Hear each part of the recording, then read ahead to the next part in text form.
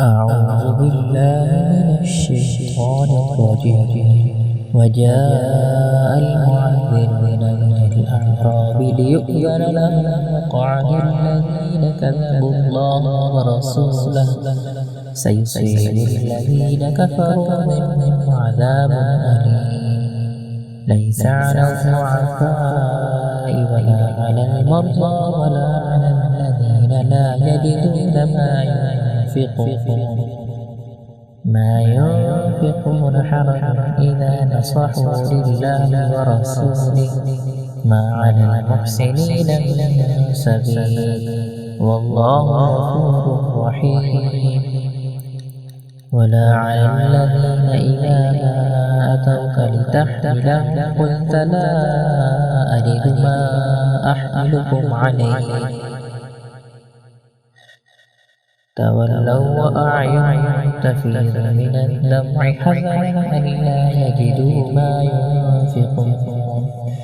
إنما السبيل على الذين يستأذنونك وهم أغنياء رضوا بأن يكونوا مع الخوالف وطبع الله على قلوبهم فهم لا يعلمون.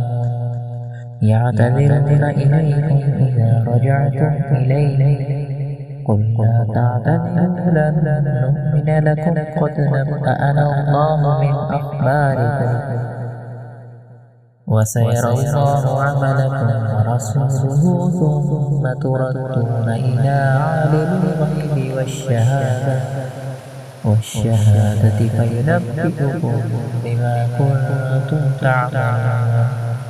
سيحلفون بالله لكم إذا انقلبتم إليهم لتعرضوا عنهم فأعرضوا عنهم إنهم رجس ومأواهم جهنم جزاء بما كانوا يكسبون.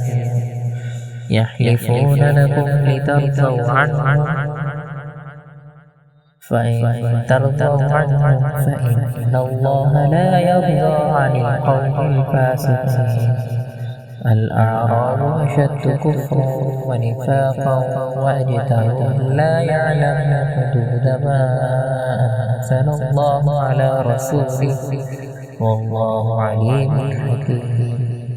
ومن الأعراب من يتخذ ما ينفق مغرما ويتربص بكم الدوائر عليهم دائرة السوء والله سميع عليم. ومن الأعراب من يؤمن بالله واليوم الآخر ويتخذ ما ينفق